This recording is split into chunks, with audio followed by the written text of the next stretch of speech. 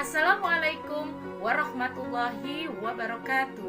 Perkenalkan, nama saya Ari Wijayanti, calon guru penggerak angkatan 4 dari SDN Bojonggede 07. Pada video ini, saya menjelaskan aksi nyata yang sudah saya lakukan sebagai aksi nyata dari modul 1.4 mengenai budaya positif sekolah. Aksi nyata ini saya lakukan bersama siswa di kelas dengan membuat kesepakatan kelas dari keyakinan kelas yang telah dibuat siswa bersama sebagai disiplin positif sekolah. Juga saya membuat bersama teman-teman mengimplementasikan budaya positif di sekolah bersama rekan-rekan guru yang ada di SDN Bojonggede 07. Terima kasih.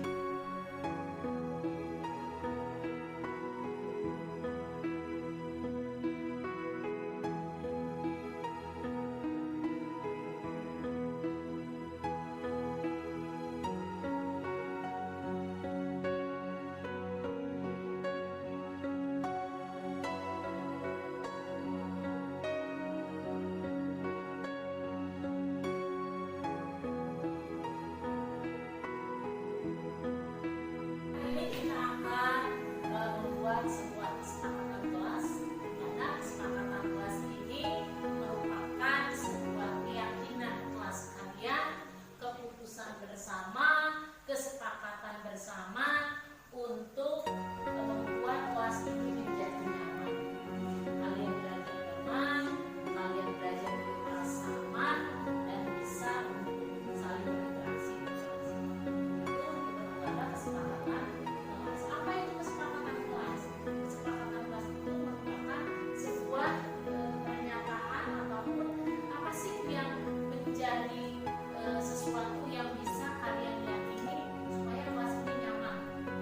Contoh misalnya, maunya Mesya apa dalam kelas ini? Supaya kelas ini nyaman, menyenangkan, aman, tertib. Bagaimana?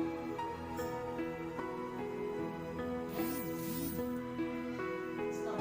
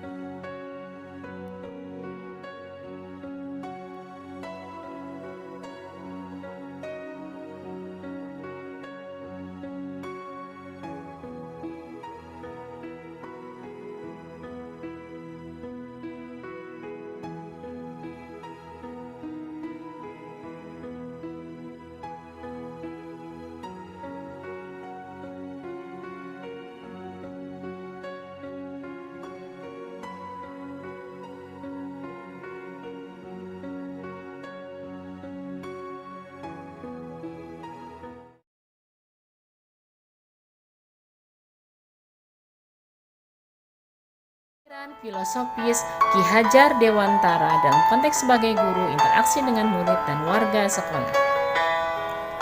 Trilogi pendidikan Ingarso Sungtulodo Ing Madyo Mangunkarso Tuturi Handayani. Pendidikan yang berhamba pada anak berorientasi pada kebutuhan dan kepentingan anak dengan merdeka belajar. Pendidikan menyesuaikan dengan kodrat alam dan kodrat zaman. Pendidikan dilaksanakan secara holistik, menciptakan cipta, rasa, karsa, dan karya. Guru menjadi teladan, menjadi motivator, dan juga meningkatkan kemandirian siswa. Pembelajaran selama PJJ meningkatkan kreativitas siswa, berbagi ilmu dengan guru lain, dan interaksi dengan warga dan murid.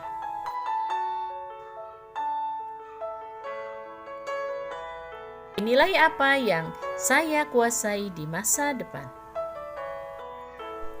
Mengapa nilai-nilai tersebut penting untuk saya?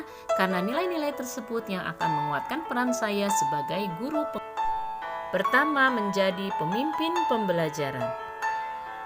Selanjutnya, menggerakkan komunitas praktisi.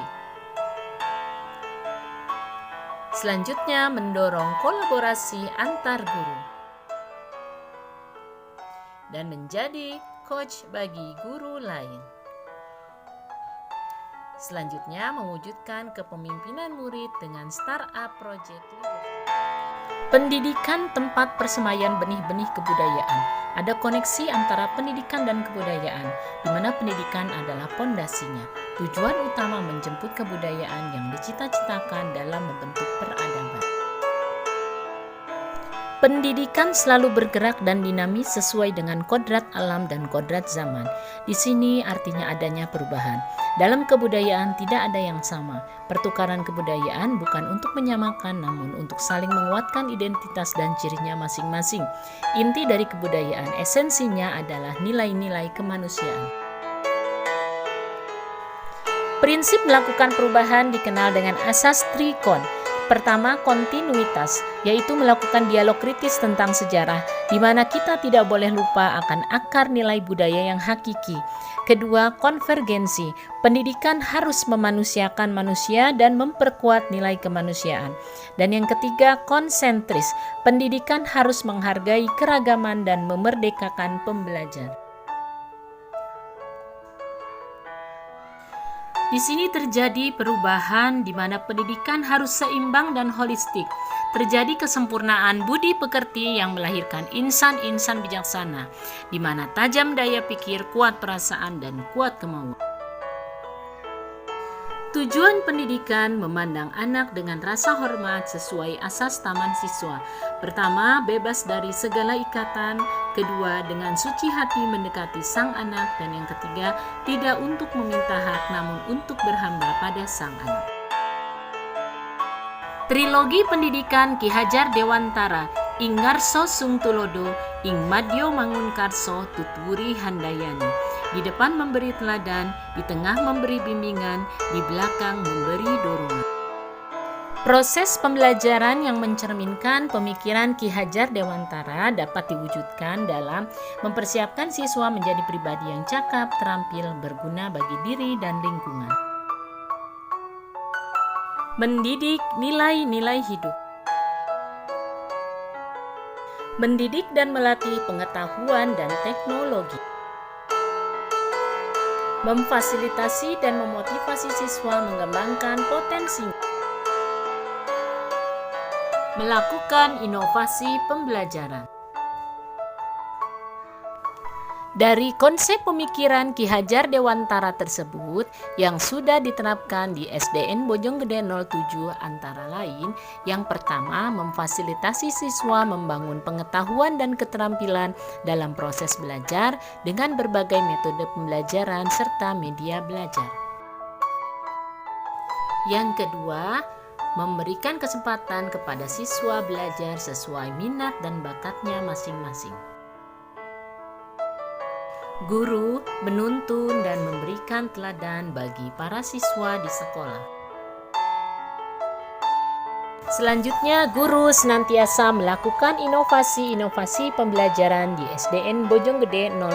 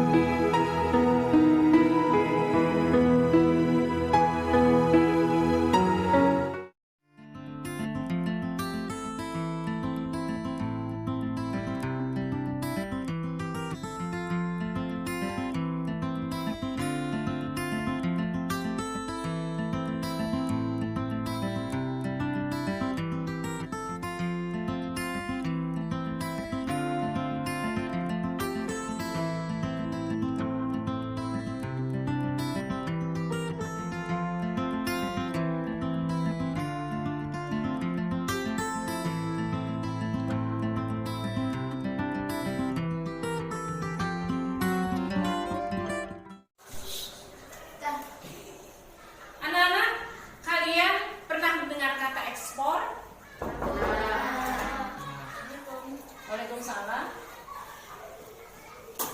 Ya, duduk dulu. Baik anak-anak, hari ini kita akan berdiskusi tentang ekspor dan impor. Nanti kalian diskusikan apa yang guru berikan di LKPD. Ya, Adit, mana tugas yang harus dikumpulkan hari ini? Tidak mengerjakan tugas? Kenapa? Ya sudah, nanti kita bicara ya di depan. Hari ini kamu datang jam berapa, nak? 9. Berarti kalau setengah 9 artinya kamu bagaimana? Apa hubungannya dengan keyakinan kelas yang sudah kita sepakati? Tidak boleh terlambat masuk kelas. Ya, kemudian bagaimana jadinya ini? Kamu sudah datang terlambat. Saya tidak akan mengulangi itu. Bagaimana caranya supaya kamu tidak akan terlambat lagi? Saya akan bangun pagi dan pakai alarm. Alarm. Kemudian apa yang akan kamu lakukan lagi? Ya, baik, ibu guru akan menghargai usaha kamu nanti dan ibu berharap kamu tidak mengulanginya lagi ya. Terus kenapa kamu tidak mengerjakan tugas yang ibu guru berikan? Saya main Main apa di rumah? bersama teman-teman. Oh, terus kenapa tidak dikerjakan jadi PR-nya? Lupa. Saya kelas lain sekolah tidak mengerjakan.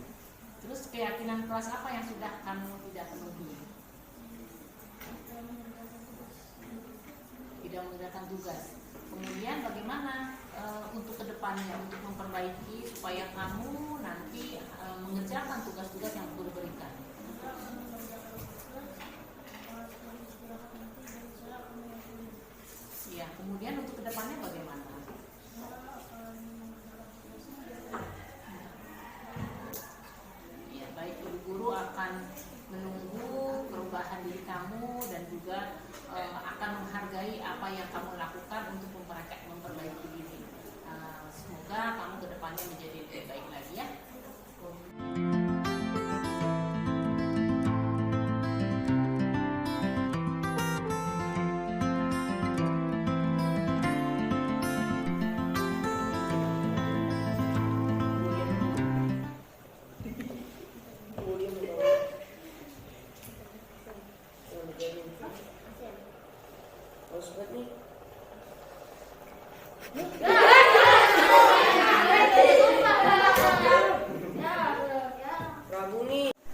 Ilman, Prabu, apa yang sudah kalian lakukan tadi di kelompok? Bercanda, Bu. Bercanda, apa yang kalian bercanda di kelas tadi? Ya, memang kenapa kalian bermain pesawat-pesawatan sedangkan yang lain ini sedang diskusi? Apa perasaan teman-teman kelompoknya nih ketika kemudian besar? Bagaimana apa yang sudah kalian tidak penuhi dari keyakinan kelas yang sudah kita sepakati bersama? Disiplin, pelajaran yang tidak mengganggu.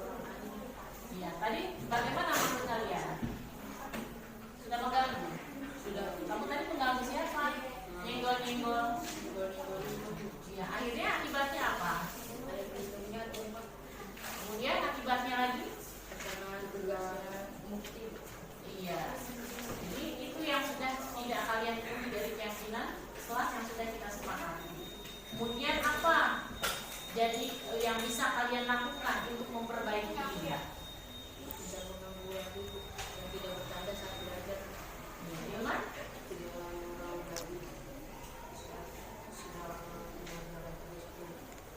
Oke, baik. Untuk kedepannya apa yang akan kalian lakukan agar belajarnya lebih disiplin lagi dan lebih nyaman lagi?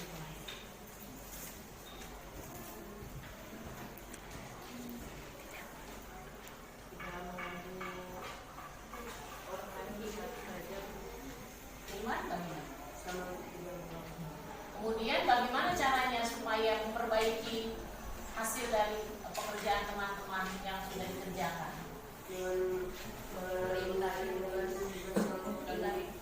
Bernyalin lagi juga. Ya, bisa kalian menyalinya. Bagaimana teman-teman kelompoknya nerima? Baik anak-anak, untuk kedepannya kalian coba apapun yang ada menjadi keyakinan kelas kita itu dilaksanakan dengan penuh tanggung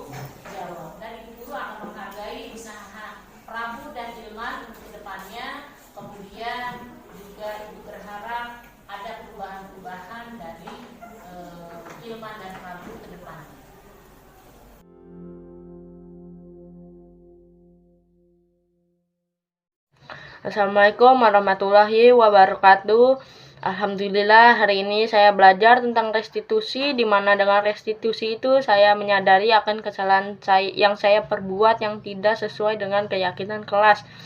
Dan saya dapat memperbaiki apa yang menjadi kesalahan saya agar belajar menjadi lebih menyenangkan, dan saya mematuhi tentang keyakinan kelas yang sudah saya buat dengan teman-teman dan ibu guru.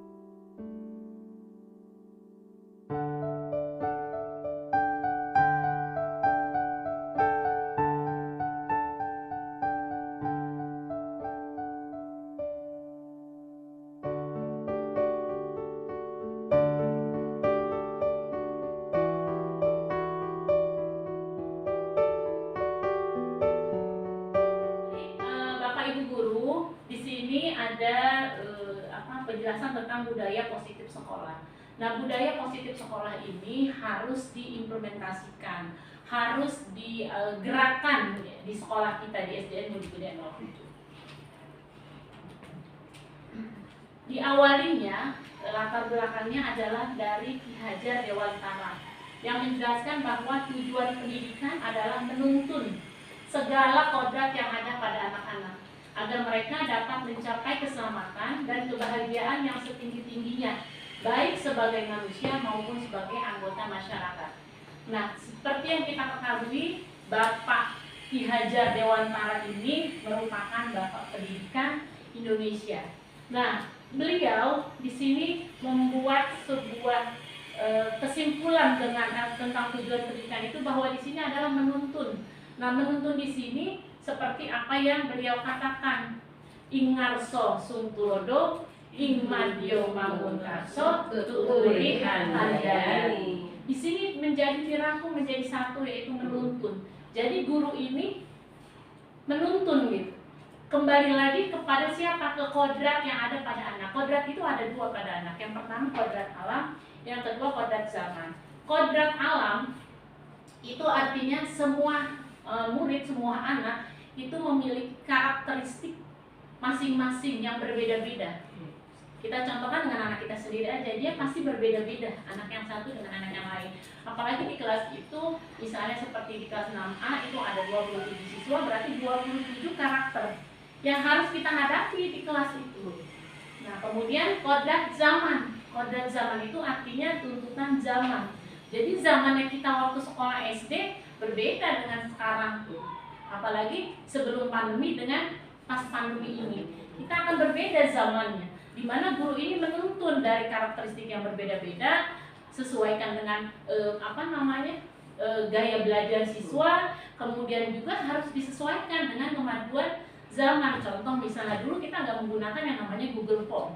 Ketika pandemi mau nggak mau wajib kita harus menggunakannya.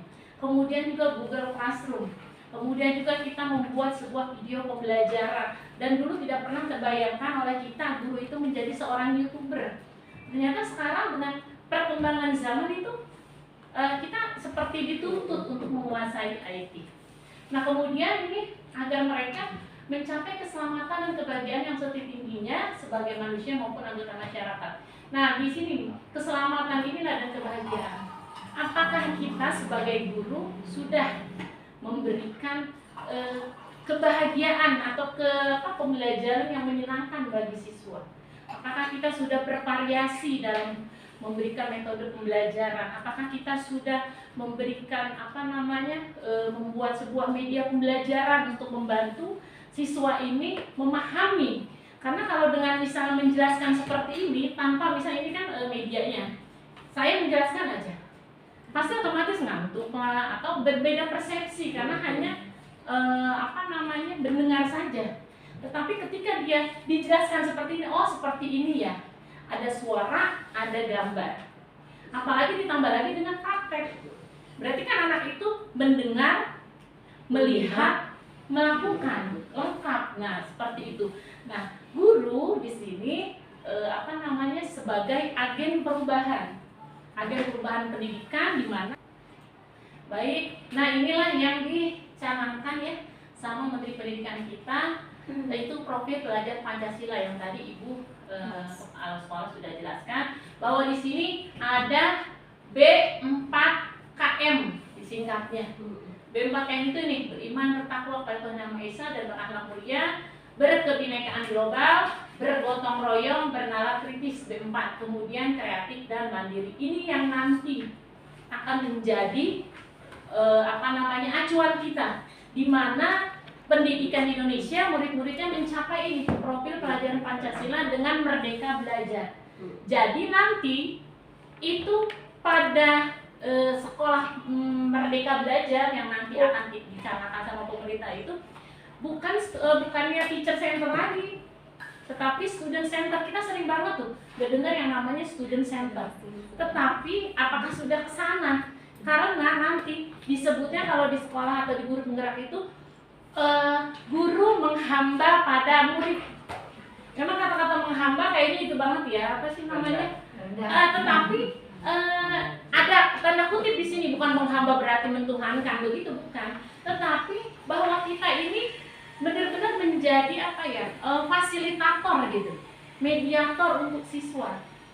Jadi benar-benar nanti, apalagi nanti katanya di pembelajaran diferensial itu bahwa guru ini benar-benar harus memfasilitasi dengan semua gaya belajar siswa. Seperti itu. Nah, selanjutnya, inilah peran nanti guru penggerak. Mungkin nanti Bapak Ibu ada yang memang harus ya Bu ya, berminat menjadi guru penggerak. Nah ini, nilai guru penggerak itu mandiri, reflektif, kolaboratif, inovatif, berpusat pada murid yang tadi.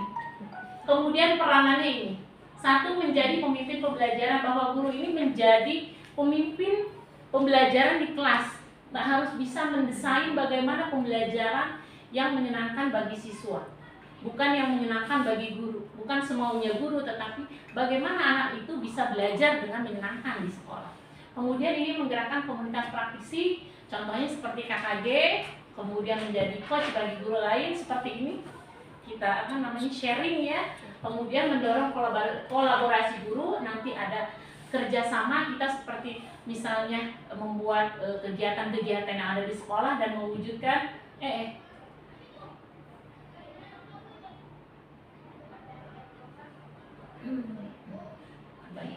mewujudkan kepemimpinan murid.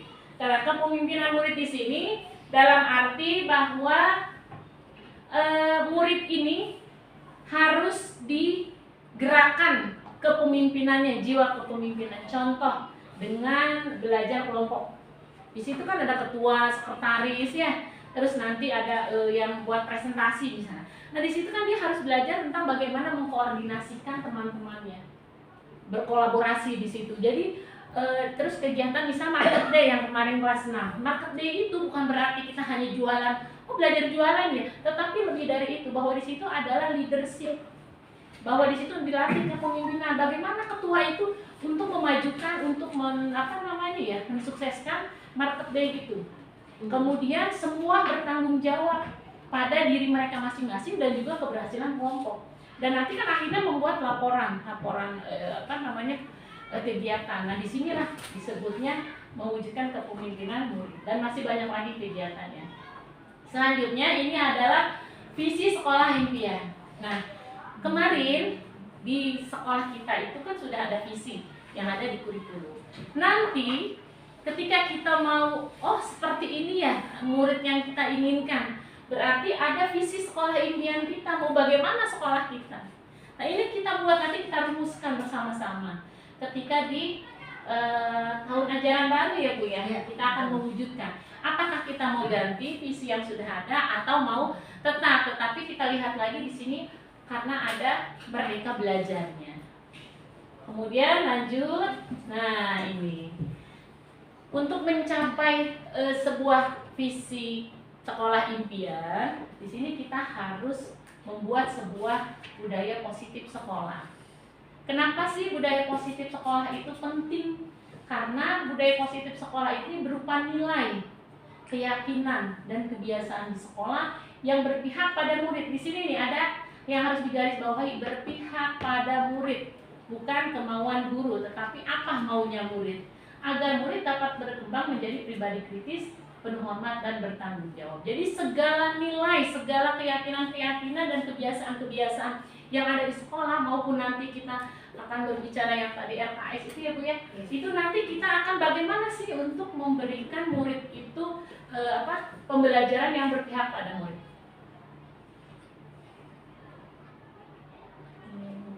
Ya, kebiasaan tadi. Ya baik teman-teman, kadang kita melihat bahwa siswa ini perilakunya kan berbeda-beda, karakteristik mereka berbeda-beda. Nah di sini karena ada apa? Karena ada kebutuhan dasar manusia yang sudah saya share kemarin filenya, mohon dibuka teman-teman. Apa saja sih survival, belonging, power, fun, and freedom? Baik teman-teman boleh dibuka ya. Ya. Contoh misalnya ada seorang siswa misalnya ya datang ke sekolah, dia tuh suka suka meminta ini bekal temennya, atau misalnya suka jahil ke temennya. Nah terkadang kalau kita nggak sabar itu kan kita langsung ini ya, langsung keluar marah gitu. Nah itu padahal kita harus mempelajari dulu apa sih sebenarnya yang menjadi motif dia. Pasti ada di dalam diri dia motif untuk berbuat yang tidak sesuai dengan keyakinan-keyakinan yang sudah disepakati gitu. Nah di sini bisa dibuka Bu? Bisa. Kemudian ini dulu di download sendiri dulu. Nah. Sudah ada teman-teman? Ya coba kalau yang survival apa itu? Kebutuhan untuk bertahan hidup. Bertahan hidup contohnya? Buat makan. Ya makan. Terus Buat kesehatan. Kesehatan. Nah, misalnya si anak ini suka, kan ada ya anak yang suka minta ke temennya gitu ya, nggak boleh ya banget tuh anak temennya bawa apa dia pengen minta. Ternyata di sini mungkin si anak ini ada kebutuhan dasar dia lapar, nggak disiapin sama orang tuanya, dia butuh uang, butuh jajan. Nah ini di sini survival bahwa dia butuh makan, ini kebutuhan dasar. Dia akan meminta hak dia, tetapi tidak ke orang tuanya, tetapi kemana aja yang bisa dia inikan. Nah, oleh karena itu guru di sinilah perannya. Oh ternyata anak ini bukannya nakal, bukannya main rebut-rebut begitu aja. Nah nanti kalau kita sudah tahu bahwa kebutuhan dasar anak itu apa, kita bisa memberikan solusi, bukan hanya sekedar marah-marah aja gitu. Selanjutnya ini yang belonging apa Burian? Cinta dan kasih sayang. Anak ini terkadang coba kelas 1 misalnya ya, Burian, Bu Fitri, itu kan suka bermanja-manja ria ya ke guru. Karena kenapa Bu begitu? Karena dia mungkin di rumahnya tidak bisa melakukan hal seperti itu. Iya, bisa seperti itu. Jadi menuntut sepertinya, dan oh ini tuh kayak ibu saya gitu kan. Jadinya dia mencurahkan keinginan dia untuk dikasih dan disayangi itu dengan gurunya. Bukan berarti ngapain sih manja banget sih ini anak gitu. Tetapi kita lihat dulu apa dasar dia. Kemudian power itu apa ya? Kekuatan. Misalnya ada anak yang kayaknya pengennya dianggap gitu di kelas. Apa pengennya dia yang dengerin. Nah kita jangan langsung, guru juga ini anak emang pengennya dia aja gitu ya. Karena kita suka menilai itu di satu pihak. Ternyata dia ada keinginan, karena mungkin ada keinginan dia yang tidak terpenuhi. Kemudian freedom itu kebebasan ya, misalnya di rumah jadi kekang. Nah dia menunjukkannya di sekolah seperti itu. Kemudian fun itu apa tuh? Kebahagiaan. Mungkin di rumahnya dia tidak menemukan kebahagiaan, di lingkungan setempatnya dia tidak menemukan kebahagiaan. Nah di sekolah dia ingin mendapatkannya. Jadi intinya dari 5 kebutuhan dasar manusia ini, bahwa guru di sini harus melihat dulu motif anak itu tidak sesuai sama. perilaku yang baik, nilai-nilai yang baik itu kenapa gitu. Jadi dengan kita tahu kebutuhan dasar ini, kita akan mencari solusi, bukan memberikan hukuman. Nah, disinilah antara hukuman, sanksi, sama restitusi. Nanti kita belajar akan restitusi. Biasanya termasuk saya ya, makanya saya pas belajar menjadi cara hidup penggerak ini tuh kayak apa ya, sebagai refleksi bahwa ternyata saya tuh banyak salah gitu, mendidik anak tuh banyak salahnya saya. Mendidik siswa tuh saya banyak salahnya. Saya sekarang berusaha untuk meredam emosi-emosi yang gak berguna gitu. Di kelas itu saya mempelajari, oh anak ini begini, oh mungkin begini, dia begini, oh mungkin begini, karena mulai dikit-dikit dikikis emosinya, karena disinilah kita belajar tentang 5 kebutuhan manusia. Selanjutnya, ini adalah 3 motivasi perilaku manusia. Nah, di sekolah bisa kita lihat, anak melakukan sesuatu bisa 1, menghindari ketidaknyamanan atau hukuman. 2, mendapatkan imbalan atau penghargaan. 3, menjadi orang yang mereka inginkan dan menghargai diri sendiri dengan nilai-nilai yang mereka percaya. Nah, yang pertama, menghindari ketidaknyamanan atau hukuman. Contoh, anak mengerjakan PR karena bu gurunya akan memberikan hukuman kepada anak kalau nggak ngerjain. Otomatis dia pasti terpaksa mengerjakannya. Daripada dapat hukuman dari Bu Neneng misalnya, ya Bu Neneng maaf ya. Daripada misalnya nanti saya disuruh lari mengelilingi lapangan, dengan saya kerjakan. Dan dia hanya untuk menghindari ketidaknyamanan, motivasi diri dia melakukan. Selanjutnya yang kedua, dapat imbalan atau penghargaan. Contoh, saya sering memberikan misalnya imbalan prestasi gitu ya, reward ke anak. Nah ini, misalnya anak ini, kalau kamu rajin kamu akan mendapatkan bintang. Kalau kamu rajin kamu nanti ini.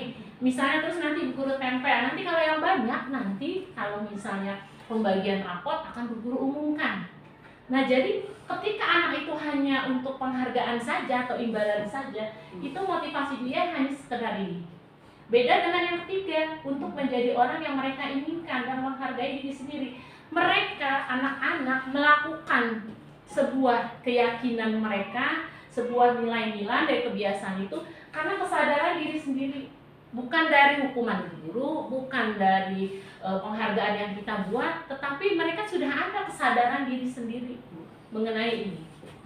Selanjutnya, nah ini 5 posisi kontrol guru. Ketika kita sudah tahu 5 kebutuhan dasar manusia, kemudian apa sih motivasi anak ini melakukan? Kemudian nah ini di sini ada 5 posisi kontrol. 1, guru sebagai penghukum.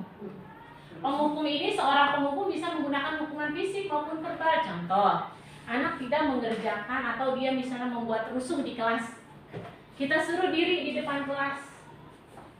Nah itu sebagai penghukum namanya. Kalau anak yang dihukum, dia memang mungkin jerak, dia akan disiplin, tetapi di hatinya dikhawatirkan dia ada dendam atau menyimpan sesuatu yang bersifat batiniah, dan itu akan melukai dirinya sendiri. Nah seperti itu. Kemudian yang kedua adalah membuat orang merasa bersalah. Pada posisi ini guru akan bersuara lebih lembut. Contohnya apa di situ? Tolong dibuka deh di ininya. Apa contoh kalimat yang biasanya guru akan ucapkan? Ibu sangat kecewa sekali. Iya, tapi ngomongnya sambil lembut. Padahal itu nancep banget gitu di hati anak. Kecewa guru itu.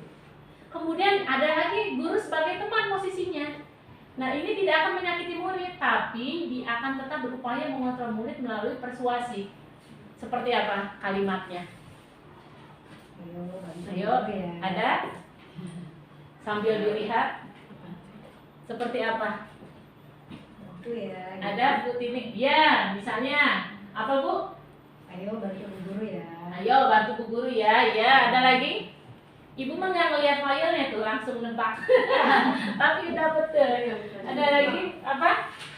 Ada yang posisi kontrol sebagai teman. Bukan buat ibu tapi buat kalian. Iya, bisa. Ada lagi. Padahal itu apa namanya ya? Hanya sebagai supaya anak itu tuh tahu kesalahan dia gitu. Sebagai teman. Di sini terus ada lagi posisi monitor atau pemantau. Dia mengawasi. Nah biasanya kalau itu dia bertanggung jawab atas perilaku orang-orang yang kita awasi. Contoh misalnya kan kita udah ada peraturan nih, kamu udah tahu peraturan di sekolah ini kan, nah gitu. Jadi sudah ada peraturan tetapi dilanggar sama siswa. Nah ini berarti guru posisinya sebagai monitor atau pemantau. Tetapi dari semua ini ada perilaku yang harus dimiliki guru, yaitu manajer. Guru posisi manajer berarti posisi mentor, di mana guru berbuat sesuatu bersama murid, mempersilahkan murid mempertanggungjawabkan perilakunya dan mendukung agar menemukan solusi. Contoh misalnya si A atau misalnya contohnya Andi ya. Andi misalnya menumpahkan air minum temennya. Ya, karena dia jahil gitu ya, airnya nih tumpahin. Kalau menurut Bapak Ibu, harusnya posisi guru yang mana? Atau sebelumnya biasanya jujur ini gitu ya, misalnya ada murid tumpahin air, apa yang Bapak Ibu guru lakukan? Marah dulu pasti. Marah dulu. Gimana Bu contoh kayak marahnya? Kamu nggak bisa diem, bukan jadi tumpah. Nah seperti itu pasti itu refleks yang akan dikeluarkan, tidak mungkin.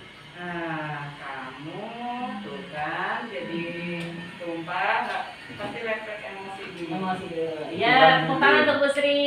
Ada lagi yang lain? Apa Pak Dedi? Lap nggak? Oh, lap nggak, makanya sambil begini. Ada lagi, Bu Nuri? Astagfirullah, kamu ngapain? Bisa tumpah. Tapi nadanya lebih. Enggak, begitu aku. Dan anakku itu kalau aku suaranya rendah, mereka malah wow. Iya. Pak Herman kayak yang laki-laki sekarang. Kalau Nuri nggak seneng belum main air. Cepat bersihkan. Enggak langsung marah. Ya, kalau nada marah kan emosional pasti ada yang gitu. Iya. Awal. Nah, ini di sini kita harus belajar ini 5 posisi kontrol ini yang terakhir, manajer. Makanya guru meredam emosi itu yang susah. Saya tuh lagi belajar benar susah itu. Susah banget namanya biasanya. Biasanya kita langsung refleks ya gitu yang tadi Kusri bilang, itu bagaimana menciptakan budaya positif sekolah. Karena sekarang murid itu sepertinya apa ya? Menjadi sesuatu yang kita tuh yang dibilang Ki Haji Dewantara, kita harus menghamba pada murid gitu. Jadi menciptakan suasana sekolah yang menyenangkan, karena kalau sudah menyenangkan pembelajaran, jadi sekolah itu harus ada rasa aman, nyaman, tentram, damai, menyenangkan bagi siswa. Nah di sini yang susah. Nah di sini kalau menurut posisi manajer ini, ketika murid melakukan kesalahan, kita itu ini dulu ya, jangan langsung. Nah itu saya dulu tuh begitu, marah dulu gitu.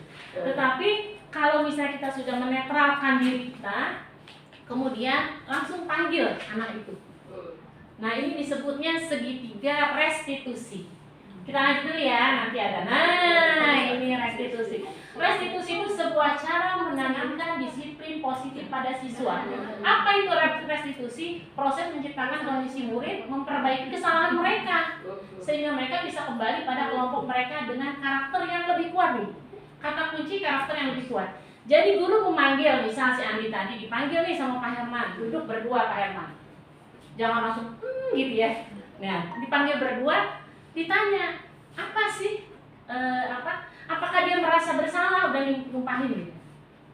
Ditanya dulu, kalau misalnya dia tidak merasa bersalah, enggak, biasa aja, kan ada anak yang begitu ya, orang nggak kenapa-napa kok, tanya alasannya kenapa. Kalau dia merasa emosi lah, Sabar Bu, sabar. itu. Dia jelasin dulu. Kemudian nanti kalau dia merasa bersalah, ditanya lagi keyakinan apa yang nilai-nilai apa yang sudah dia tidak ikuti dari kesalahan dia. Misalnya menjaga kebersihan kelas atau merugikan orang lain seperti itu. Nah contoh setelah itu baru kita tanya, kalau kamu sudah tahu itu salah, apa yang harus kamu lakukan? Jadi harus bertanggung jawab ini, memperbaiki kesalahan. Kan kalau ngomel-ngomel itu anak udah ketakutan dulu. Nah ini harus memperbaiki. Contoh, iya. Contoh misalnya anak ini, ya Bu, saya minta maaf. Nanti iya kalau udah minta maaf, apa memperbaikinya? Saya akan membersihkan. Nah, setelah itu untuk kedepannya langsung ini karakter yang lebih kuat. lain kali atau nanti kamu harus bagaimana supaya tidak bisa berhati-hati, atau misalnya nanti akan mengganti yang tempat minum gitu ya. Nah itu kita tanya. Jadi yang ditanya itu pertama, apakah perbuatan itu salah? Kalau itu apa keyakinan yang sudah tidak tepati? Kemudian apa caranya untuk memperbaiki kesalahan? Yang selanjutnya terakhir, anak itu bagaimana ke depannya supaya jangan salah. Contoh anak terlambat.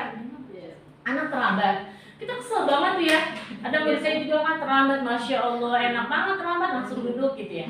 Nah itu coba, kira-kira kalau murid yang terlambat bagaimana? Saya mah suruh baca doanya. Emang kenapa baca doanya di depan? Biar ini Malu gitu. Apa bedanya? Bu, apa bedanya di depan sama di grup? Biar kelihatan. Biar kelihatan. Iya, boleh, nggak apa-apa. Bagus. Ada lagi dari sini belum ngasih pendapat nih. Kalau anak yang terlambat apa yang dilakukan? Ditanya dulu kenapa? Kenapa nak? Terus? Aku pernah sempet nangis tuh, iya Bu, karena pas nganterin ayah ban motor ayah itu kempes. Jadi aku nunggu ayah dulu. Aku sempet tadi mau marah, jadi ya nggak jadi malah nangis. Karena Bu Sipa menanyakan. Nah, seperti itu contohnya restitusi itu. Jangan langsung kita emosi. Nah, ini menciptakan budaya positif sekolah. Lanjut ya, teman-teman. Nah, ini nih. Ketika murid bisa melakukan restitusi diri, maka dia akan bisa mengontrol dirinya dengan lebih baik dan tujuan yang lebih baik. Restitusi bukan menebus kesalahan, tapi belajar dari kesalahan. Karena dia nanti ke depannya untuk apa? Kemudian restitusi memperbaiki hubungan. Jangan sampai anak yang tadi tempat minum ditumpahin marah. Akhirnya dia ngadu ke orang tuanya. Dan kalau lihat orang tua udah lain urusan. Itu kan tidak memperbaiki hubungan. Selanjutnya tawaran, bukan restitusi adalah tawaran, bukan paksaan. Kita kan menawarkan kan, kamu bagaimana memperbaiki kesalahan? Bukan kamu harus ini. Nah, itu menghukum namanya. Selanjutnya menuntun untuk melihat ke dalam diri. Yang tadi ditanyain, kamu melakukan kesalahan apa gitu? Apakah ini sebuah kesalahan? Mencari kebutuhan dasar. Nah, ini nih, kebutuhan dasar kan ada 5. Kita harus tahu. Nah, seperti tadi yang Bu Sipa ini kan, berarti kan si anak itu karena ada sesuatu alasan. Kalau nggak ada alasan dia nggak mungkin terlambat. Tapi ada juga anak yang memang benar-benar ya udah kesiangan bangunnya, udah nggak ngerjain tugas. Nah, itu tuh juga sama, ditanya dulu dasar dia apa. Kemudian bagaimana tindakan dulu. Selanjutnya adalah restitusi adalah cara yang paling baik. Kemudian selanjutnya, nah ini adalah kemarin saya melakukan langkah pembuatan kesepakatan kelas. Jadi salah satu budaya positif sekolah, saya ambil satu contoh untuk menciptakan budaya positif sekolah karena nanti akan ada lagi visi. Kalau visi nanti dia lebih luas lagi, semua guru akan terlibat karena di visi mah langsung menuju kurikulum ya Bu ya. Nah, ini salah satu yang bisa kita lakukan untuk mewujudkan budaya positif sekolah adalah dengan membuat kesepakatan kelas. Apa sih kesepakatan kelas itu? Jadi kan misalnya kayak gini, kalau misalnya Kak Eri pakai helm untuk apa tujuannya? Melindungi kepala. Pak Jaka kenapa menggunakan masker? Takut kena panas. Corona. Apa Pak Jaka? Virus. Untuk menjaga kesehatan berarti kan? Nah itu adalah keyakinan. Siswa pun akan sama. Nah caranya membuat keyakinan siswa itu kita ajak berdiskusi dulu mereka. Berdiskusi bagaimana keyakinan. Jadi gini, anak-anak bagaimana sih untuk menciptakan kelas yang nyaman gitu. Jadi kita tawarkan ke mereka. Kan biasanya saya membuat peraturan kelas. Saya tempel tuh di dinding kelas. Biar anak-anak tahu peraturannya begini, sanksinya ini, rewardnya ini. Itu mah berarti teacher center. Sekarang kita balik ke student center. Apa mau mereka? Gitu. Misal gurunya kelas 3, tanya maunya kamu di kelas ini apa ya, kita supaya kelasnya menyenangkan, tertib dan segalanya. Pasti anak di diskusi ini akan menemukan banyak. Begini, anak kelasnya ini begini dan begini. Banyak sekali. Kita cari mengeksplor siswa untuk menemukan bagaimana cara menciptakan kelas yang menyenangkan. Nah, ini hasil diskusi mereka. Kelas 1 kelompok 1 kelompok 1 ada berapa, kelompok 2 ada berapa gitu ya. Tulis aja tuh anak. Boleh lagi pakai itu yang apa sih Bu Rian, yang kertas itu yang bisa ditempel? Ya bisa satu-satu ditempel gitu ya. Nah nanti kita cari kesamaan dari setiap kelompok, setiap ini siswa. Apa sih kesamaan dari mereka? Bisa di sini datang tepat waktu. Di sini ada nggak kelompok 2, kelompok 3 ada nggak? Kalau nggak ada ya nggak apa-apa tulis. Kalau kata saya mah seperti mencari KPK. Ya yang ada buletin, yang nggak ada tulis. Kan itu mah kesepakatan mereka. Setuju nggak mas? Setuju. Catat sama gurunya di sini. Di kesepakatan kan. Terus sampai semuanya itu diyakini bahwa itu adalah kesepakatan. Kenapa harus begini? Karena sesuatu yang sudah diyakini pasti mereka akan jalani. Kalau yang dipaksakan kan lupa ya, saya tempel aja di ini, lupa tuh mereka apa yang ditulis, melanggar juga lupa gitu. Tapi kalau yang mereka sudah yakini, sudah mereka buat, mereka akan ingat sendiri. Makanya kalau keyakinan kelas, kesepakatan kelas jangan banyak-banyak. Kalau banyak kan banyak dilanggarnya dan banyak lupanya. Jadi apa yang menjadi poin-poin penting aja, yang kira-kira penting. Contoh misalnya seperti ini nih, ibu misalnya membuat ya Bu Supri. Ketika guru ada di kantor, itu bisa menjaga kebersihan. Tetapi kalau ibu yang ngomong, itu pasti akan banyak yang melanggar. Tetapi kalau ditanya sama ibu, bagaimana supaya kantor ini atau ruang guru ini nyaman dan ini, misalnya guru ini ngomongnya begini, nah terus disamakan contohnya salah satunya menjaga kebersihan ruangan, otomatis di dirinya sendiri ada kesadaran. Nah ketika dia melakukan kesalahan, tinggal kita tanya, apa keyakinan kelas yang udah kita buat, apa kesepakatannya gitu. Dan jangan ditanya apa, jadi kamu kalau udah begini, apa hukuman untuk kamu yang pantas. Nah itu jangan seperti itu, jadi kita tanyakan apa tadi, untuk memperbaikinya, apa yang bisa kamu lakukan untuk memperbaiki kesalahan. Jadi seperti itu. Dari bahasa tuh ya. Iya, nah ini jadi kesepakatan kelasnya kemarin sudah jadi. Nanti setelah ini kesepakatan kelasnya dibuat semenarik mungkin bersama anak-anak, taruh di seperti yang kertas itu tuh ya, pakai yang asturo gitu, dibuat semenarik mungkin, tempel baru itu di kelas. Jadi kalau anak-anak lupa tinggal lihat keyakinan kelasnya apa. Nanti Bapak Ibu saya minta seperti itu juga untuk membuat kesepakatan kelas bersama para siswanya, dan ini nanti akan berhubungan dengan yang POP kemarin gitu. Seperti itu. Nah ini coba, bila ada di sekolah tidak ada peraturan yang mengharuskan guru datang tepat waktu dan tidak ada surat teguran bagi guru yang datang terlambat dan tidak ada atasan yang memuji, apakah akan tetap datang tepat waktu, teman-teman? Tetap karena Nah, memang tugas dan Iya. kewajiban. Sama Kewajiban. Kewajiban. Bu ini belum ditanya nih yang kelompok sini. Elsa. Iya ini tepat waktu. Nah berarti di sini sudah ada keyakinan diri semuanya. Iya sebentar.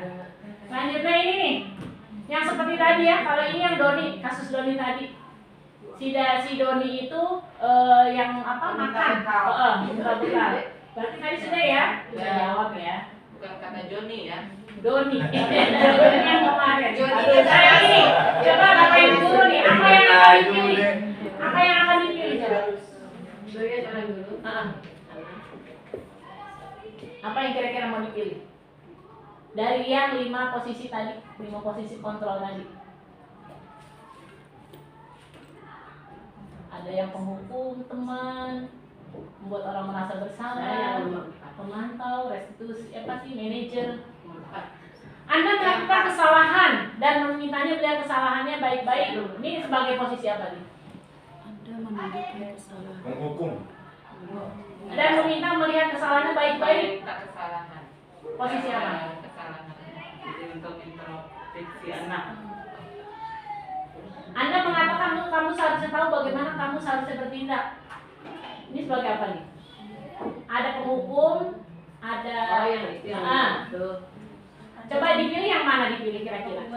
Kalau saya nomor 4. Nomor 4. Terus kelompok sini, ini sepakat Pak. Nah, kelompok ini posisi manajer yang dipilih. Ya kira-kira 4. Sekolah sini itu sepakat. Kelompok ini 4 berarti Anda akan bertanya padanya kenapa kamu melakukan sesuatu yang seharusnya tidak kamu lakukan. Kalau ini Anda memberikan murid akan kesalahan Anda, ini pemantau ya. Kalau ini ya manajer gitu. Nah inilah perbedaan nanti ada hukuman sanksi. Coba yang satu mencatat 100 kali. Itu hukuman apa sanksi? Hukuman. Sepakat? Ya. Yang kedua lari di lapangan basket. Hukuman. Sepakat? Membersihkan coretan. Sanksi atau konsekuensi ya. Murid diminta untuk push up. Hukuman. Menggantikan kertas. Konsekuensi. Terjemur di lapangan basket. Hukuman. Berdiri di depan kelas. Membersihkan tumpahan air di meja. Berarti semuanya alhamdulillah sudah paham. Ya, baik, terima kasih teman-teman. Ya, terus satu lagi kita mau membuat contoh ya sebuah bagaimana sih kesepakatan kelas. Contohnya misalnya ini adalah murid gitu. Semuanya murid nanti dituangkan di kertas apa aja nanti kita samakan posisinya. Seperti itu, terima kasih, selamat berdiskusi. Wassalamualaikum warahmatullahi wabarakatuh. Assalamualaikum warahmatullahi wabarakatuh. Saya Supriyati, Kepala Sekolah SDN Bojonggede 07, Kecamatan Bojonggede, Kabupaten Bogor. Di sekolah kami ada satu orang guru penggerak atas nama Haja Ari Wijayanti, yang saat ini beliau mengajar kelas 6 di sekolah kami. Pendapat saya tentang beliau adalah bahwa Bu Ari ini sangat antusias dalam mengikuti materi yang disajikan dalam lokakarya di calon guru penggerak. Bahkan tidak ada satu tugas yang terlewatkan meskipun beliau disibukkan juga dengan tugas lainnya seperti tugas kuliah, tugas keseharian maupun tugas di organisasi. Nah, di sini juga dia tidak hanya menggerakkan dirinya sendiri, tapi juga menggerakkan teman-teman di sekolah, teman-teman di gugus, dan para guru yang tergabung di dalam PGRI Kecamatan Bojonggede. Dengan tujuan adalah untuk meningkatkan kualitas pendidikan di Indonesia pada umumnya. Nah, itulah sekilas tentang Bu Ari Wijayanti. Semoga sukses dalam pencapaian guru penggerak dan dapat menyelesaikan tugas sampai dengan tuntas. Terima kasih. Wassalamualaikum warahmatullahi wabarakatuh. Assalamualaikum warahmatullahi wabarakatuh. Untuk guru penggerak Bu Haji Ari Wijayanti sangat baik sekali untuk menerapkan budaya positif di sekolah, terutama dalam bersikap ya, senyum, sapa, salam, santun kepada para guru dan teman. Dan untuk di dalam kelas pun Bu Haji Ari menerapkan tata tertib yang sudah disepakati bersama melalui musyawarah terlebih dahulu apa saja yang disepakati oleh murid-murid dalam kelas Bu Haji Ari. Nah, untuk itu adalah budaya positif yang sangat luar biasa, karena ketika peraturan tersebut sudah dimusyawarahkan, insya Allah anak-anak pun akan mentaati tata tertib tersebut. Mungkin itu saja. Terima kasih. Wassalamualaikum warahmatullahi wabarakatuh. Assalamualaikum warahmatullahi wabarakatuh. Ibu Guru Ari telah membimbing membuat keyakinan kelas yang dituang dalam kesepakatan kelas yang melibatkan seluruh siswa untuk didisiplin positif di sekolah. Saya dan teman-teman sangat senang karena dapat dilibatkan untuk membuat kesepakatan ini. Setelah Bu Guru mengikuti program guru penggerak, di kelas menjadi menyenangkan. Saya dan teman-teman jadi semangat belajar. Terima kasih. Wassalamualaikum warahmatullahi wabarakatuh. Assalamualaikum warahmatullahi wabarakatuh. Alhamdulillah, sekarang anak-anak kelas 6A lebih semangat belajar dengan pembelajaran yang sangat menyenangkan dari Ibu Guru yang telah menerapkan budaya disiplin di sekolah. Terima kasih banyak. Wassalamualaikum warahmatullahi wabarakatuh. Budaya positif sekolah sangat diperlukan dalam mewujudkan pembelajaran yang menyenangkan bagi siswa. Dalam pelaksanaan aksi nyata budaya positif sekolah ini sangat mendapat respon positif dari semua warga sekolah, baik kepala sekolah, rekan guru, siswa maupun orang tua siswa. Untuk kekurangan-kekurangan yang terdapat dalam pelaksanaan budaya positif sekolah ini menjadi tolak ukur saya untuk terus mengadakan perbaikan-perbaikan dengan cara berkolaborasi bersama warga sekolah untuk mewujudkan budaya positif sekolah sehingga memberikan pembelajaran yang menyenangkan bagi siswa ke depannya. Wassalamualaikum warahmatullahi wabarakatuh.